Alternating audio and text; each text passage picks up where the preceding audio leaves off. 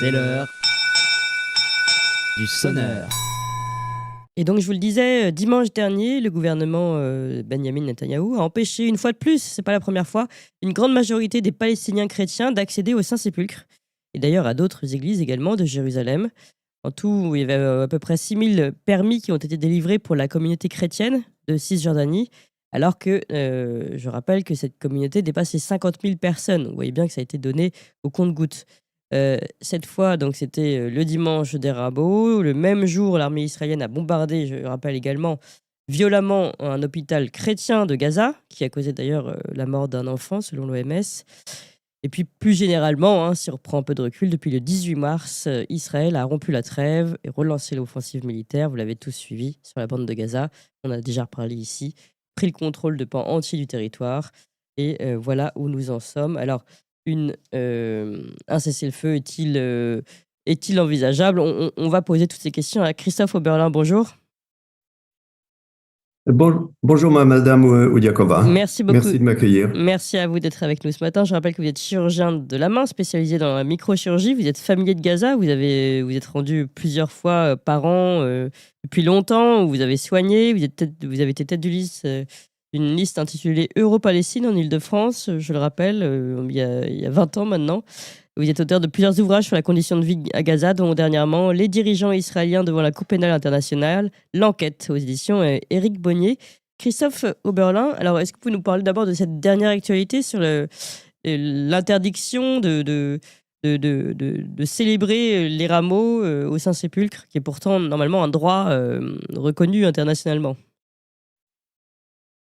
Oui, bien sûr, je peux vous en parler, d'autant plus que j'ai écrit un petit livre il y a quelques années sur les chrétiens de Gaza, et donc j'ai eu l'occasion de m'entretenir avec de très nombreux chrétiens qui vivent dans ce petit territoire.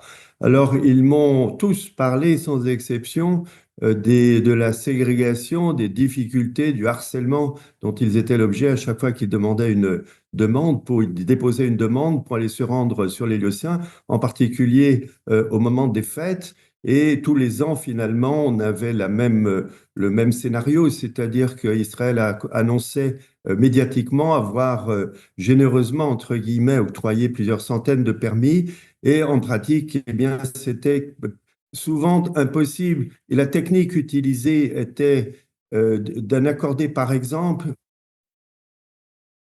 Oui, Christophe Oberlin. et de la Ouais. famille.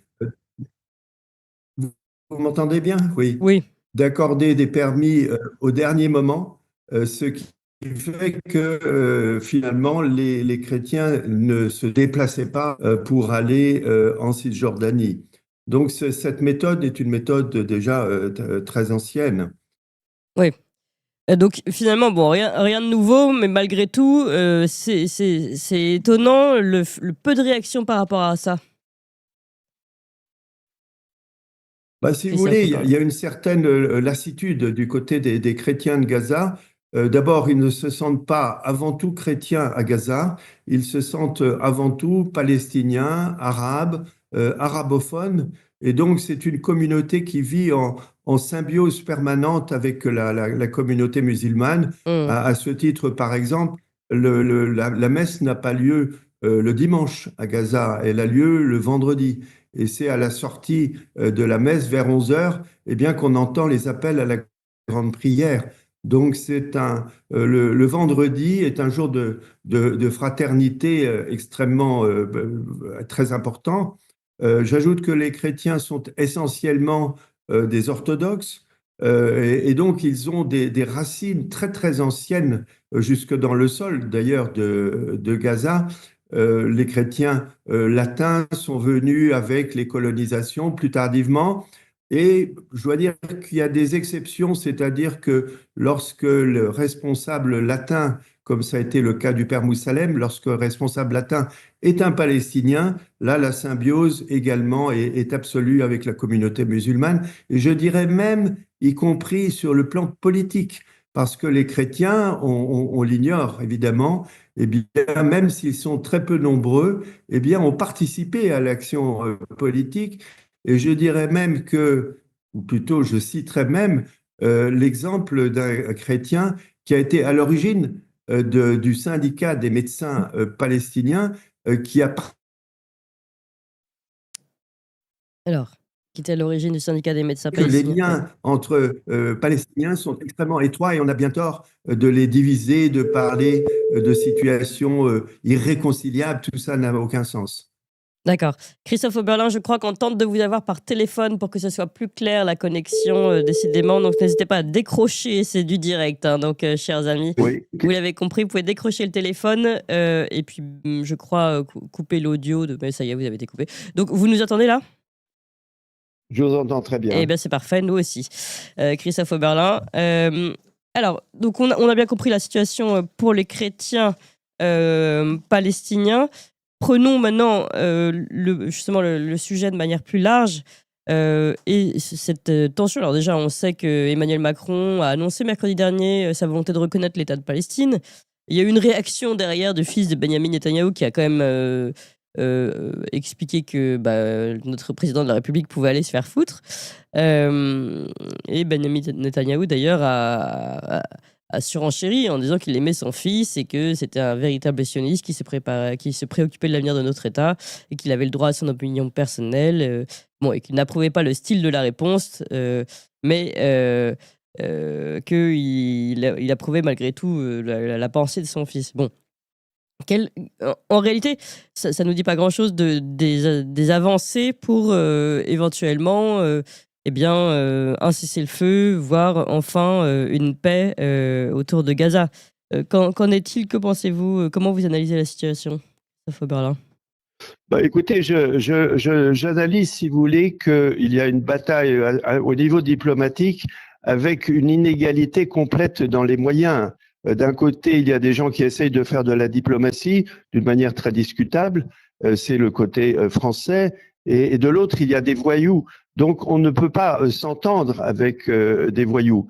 Mais je voudrais citer, vous voyez, Anne-Claude Legendre, qui est la conseillère diplomatique de l'Élysée, que j'ai eu l'occasion de rencontrer à mon retour de Gaza.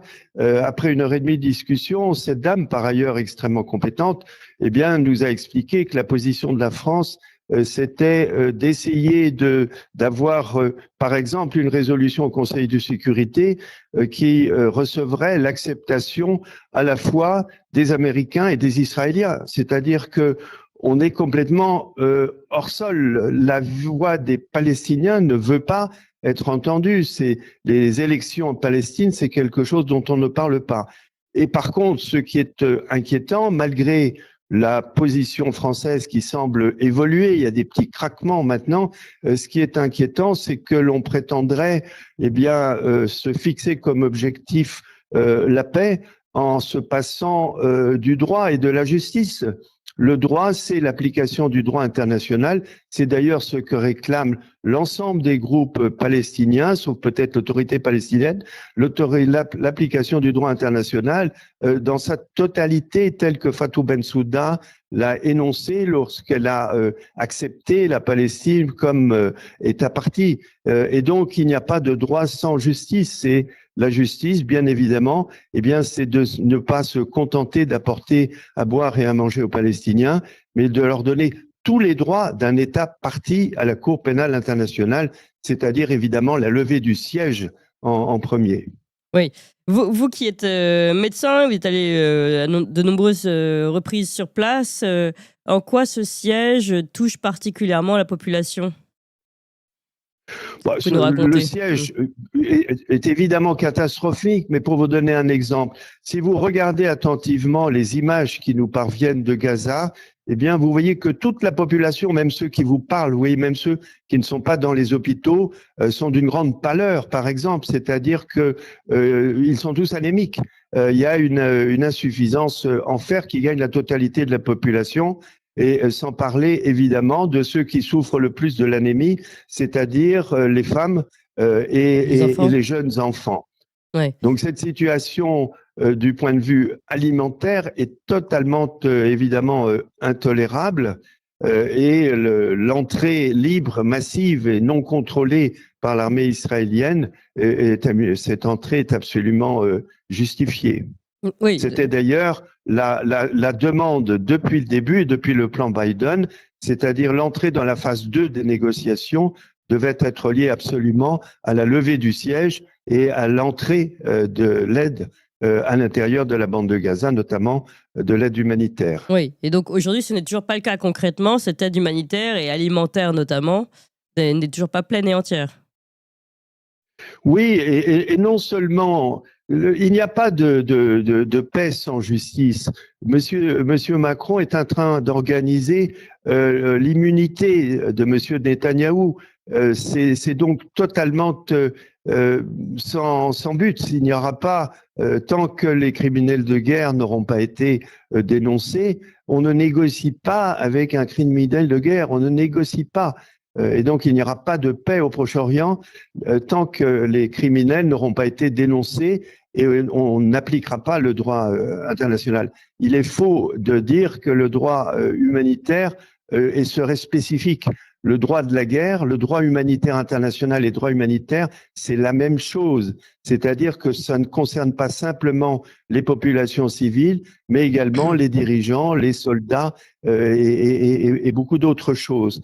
Donc c'est l'application totale et entière que réclament les mouvements palestiniens, notamment le Hamas, avec toutes les conséquences.